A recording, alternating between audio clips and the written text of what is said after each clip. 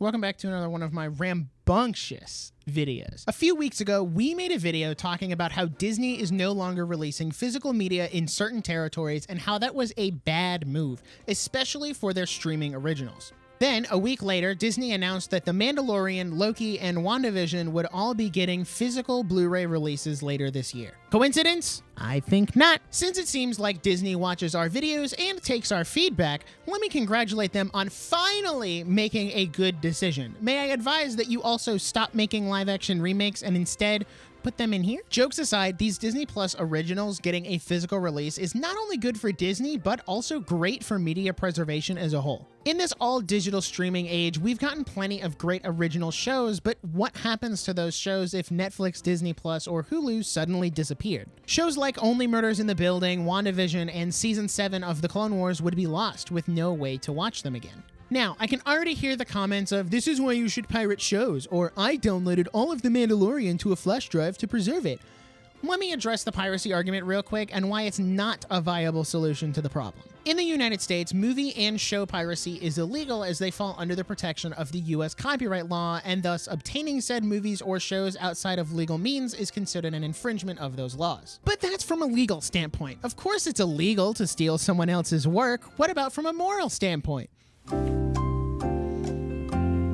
Yep, still bad. Even if you're downloading every single Disney Plus MCU show for the sake of preservation, you're still stealing someone else's work. In situations like this, we like to think that we're sticking it to the man and showing the company who's boss, when in reality, we're hurting the dozens of cast and crew who made the show. Does it suck that those shows could be lost forever? Absolutely, but we need to stop pretending that it's for the greater good when it really isn't. All right, with that out of the way, let's talk about the good things to come from this announcement. To me, Disney deciding to release these 3 shows specifically serves as a way to test the waters and see how many people would actually buy them. If sales are good, you can expect to see more shows like Andor, Falcon and the Winter Soldier, or Book of Boba Fett get physical releases as well. I'm personally hoping for a steelbook release of The Clone Wars Season 7 since it's the only season to not have any kind of physical release, and I would love to complete my full series collection. This kind of physical release is also a way for Disney to bring in some extra profit for these shows since streaming isn't exactly the perfect model yet. And as an extension of that, it could help show what shows the fans actually want to see by voting with their wallets, which is something that's kind of hard to do in the current streaming market. These steelbooks are really impressive. They did not skimp with the art book and even made the inside of the boxes look phenomenal. Each steelbook also comes with some neat collectible cards, which is a nice little freebie to throw in. Regardless of price, I'm definitely going to pick up all 4 of these steelbooks for 2 reasons. First and foremost, I'm a huge fan of these 3 shows, and they're easily my favorites of the Disney Plus originals. These are coming at the perfect time since my Disney Plus subscription ends in November, and I wouldn't otherwise have access to rewatching them. I also want to support these releases in hopes of seeing other Disney Plus originals like The Bad Batch, Clone Wars Season 7, and Hawkeye get physical releases as well. Secondly, if you can't already tell, I'm a huge supporter of physical media, especially for these streaming exclusive shows, so I want to practice what I preach. It doesn't really mean much if I make a whole video telling you to go buy DVDs, but then don't do it myself. I've also never really trusted the digital platforms in general, which is why I have a digital copy of Weathering with You on my Xbox and a physical Blu-ray, both of which I paid full price for. I will get the 4K Steelbook Collector's Edition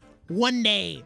One day, I'm gonna do it. Don't get me wrong, I'm not saying you should buy every movie that comes out on DVD, but rather to buy your favorites or ones that mean a lot to you. I also hope that these steelbooks do well as a sign to other streaming platforms that it's okay to do physical releases of their original content. I would love to have a physical copy of Bo Burnham's Inside or The Dragon Prince, and I really hope Netflix takes a note from Disney on this one. Overall, this is good news for the industry and a shift in the right direction. Dear Disney, since I know that you definitely watch our videos now, keep doing stuff like this. Keep supporting physical media so that your content can live outside of Disney Plus. There may not be as many Blu-ray buyers now as there used to be, but the people who are still buying them are deeply passionate about your content and want a way to support it financially outside of the monthly Disney Plus subscription. Also, if you want to send me a free copy of those steelbooks, that'd be nice too. My address is 8820. That's all I've got to say, but be sure to sound off in the comments. Are you excited for these steelbooks, or do you think this release is a terrible idea? Now, if you're a big physical collector like me, then you should check out this video where I show off my entire DVD collection, and spoiler alert,